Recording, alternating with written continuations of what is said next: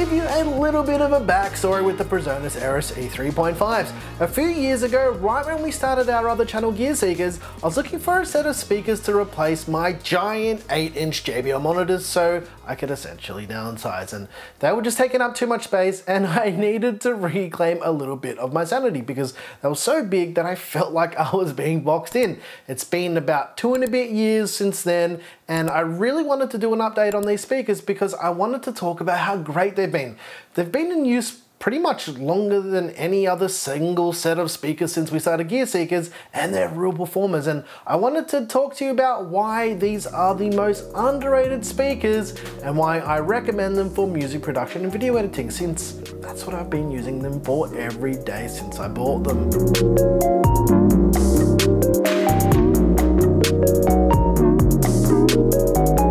I love a good set of wireless headphones as much as the next person, but I much prefer to have a good set of reference monitors like the Presonus Eris E3.5's. And you might be someone like me who loves to listen to their favorite artists exactly how they were recorded, or play video games with them, or create your own content.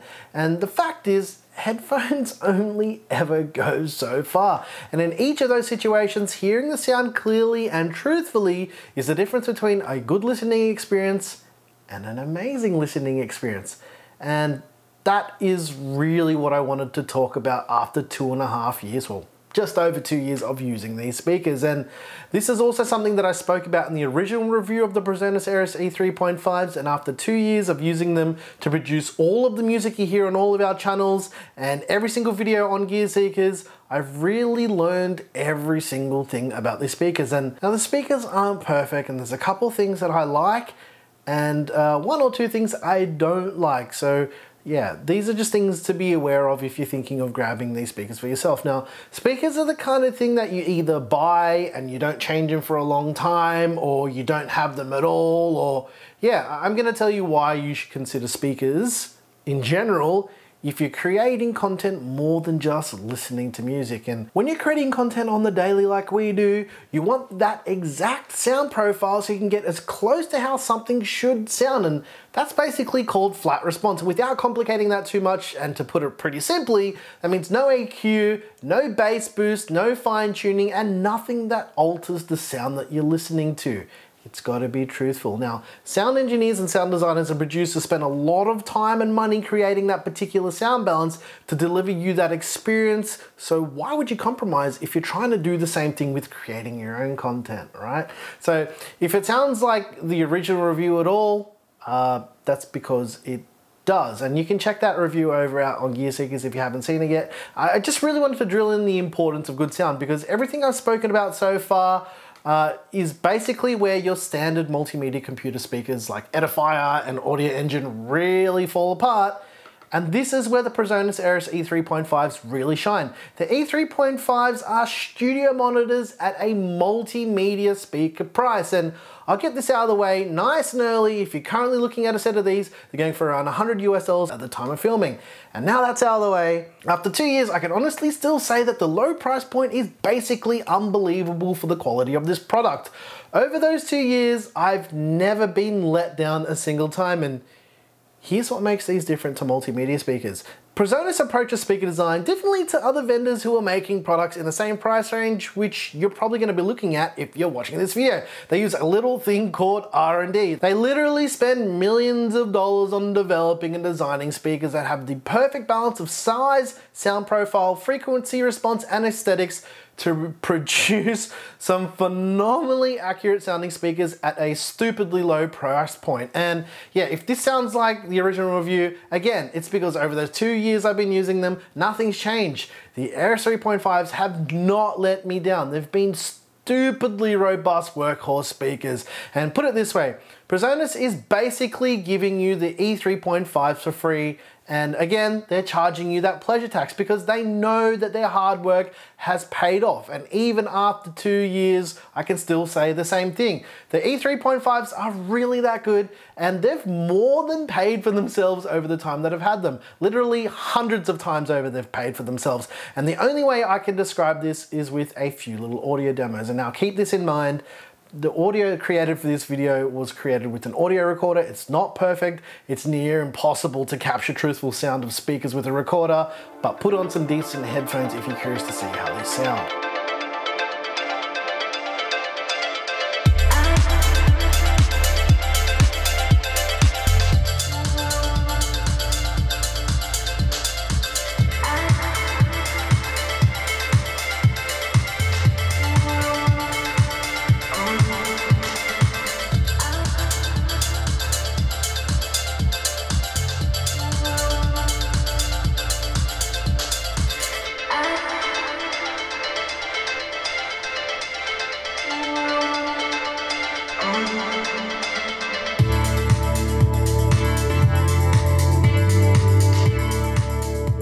The E3.5's also went through the same R&D as Presonus' larger speakers, and yeah, they're just basically designed to give you that flat response. Now, the main difference between the 3.5's are they're pretty small and they can fit pretty much everywhere. And when I first purchased these, they were literally just for space saving reasons, and I previously had an 8-inch set of JBLs like I already mentioned in the video, and I didn't know it at the time, but the Eris 3.5's would stand the test of time. Now, let's jump into specs and all that stuff for those people who are interested and those people who want to know.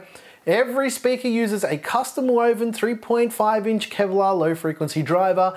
This mini woofer is pretty punchy and consistent. It gives the sound of a clear and distinguished low to mid-end sound without any muddiness. And the bass for these speakers, with the size that they are, is pretty impressive. I'm not gonna lie. They've also got 1-inch silk dome tweeters that push out a smooth and balanced high frequency response with a pretty wide sweet spot, which means you can walk around your office, you can be playing games, and you can stand back and look at your work, or rather listen to your work, and you're still gonna have that same truthful sound, and that's the whole point of these speakers. There's a 50-watt amplifier inside that delivers 25 watts of power per side and gives you more than enough sound for any application. Now, the connections on the front include an auxiliary input for your phone and a headphone output, which is actually quite nice. And it also has a well-placed volume knob and a power switch as well. On the rear of the main speaker, you'll find a high/low EQ, so you can boost it or turn it down, or you can use either high or low frequencies, and you can adjust it by about 6 decibel. And at full blast, I'll give you around 105 decibels of SPL, and this is more than enough to annoy your neighbors. Trust me, I've done it multiple times. The speakers also have Rca and Trs Inputs as well. You've got 3 different ways to plug in and play back all of your audio, and this kind of leads me into the single downfall of these speakers, and this is something that I wish I'd talked about in the original video all those years ago. It's something that I didn't notice at the time because of my use case, and I'm sure many of you will have the same use case as me, so this probably won't be as much of an issue. But the issue is, if you're plugging in the Eris E3.5's directly into your computer or any other output with the RCA connections, the way the speakers output the sound is kind of strange. Firstly, you'll get stereo output, but the stereo separation is not as wide and pronounced as if you're using the balanced TRS inputs. What that means is, if you're using like a mini jack to RCA lead and you plug it directly into your motherboard on your computer or your computer's onboard sound, it's gonna sound okay, and it's not horrible, but yeah, it's just not as good as their potential. And what I recommend is using a proper audio interface. Now, any USB audio interface with balanced TRS output should be fine, and I know this probably sounds like a bit of a sponsor video, which it's not, trust me, we've never ever talked to Presonus. I'm currently using these speakers with the AudioBox i2, which I've owned for about 4 years. Yeah, so that's basically how I've been using them. Now, I'm guessing if you're using these for content creation though, you'd most likely have an interface anyway, and if not, even if you wanted to buy these speakers, you can buy an audio interface and the speakers, and they'd still be cheaper than buying far more expensive monitors that sound pretty similar. So yeah, there's a lot to consider here. So after 2 years of daily driving these speakers, do I recommend them? Absolutely. They're actually still really good, and they're amazing. Let's not lie. The Eris E3.5's are for people like me, people who don't want to have huge studio monitors on the desk or have crappy little multimedia speakers that cost more than they're worth. We want that perfect balance of size, performance, and price. And I still feel like the E3.5's really hit that sweet spot, and honestly there isn't really much to dislike about these speakers, except for the RCA stereo separation, but honestly, most people won't even notice that, and that's the main bite. Thanks for watching.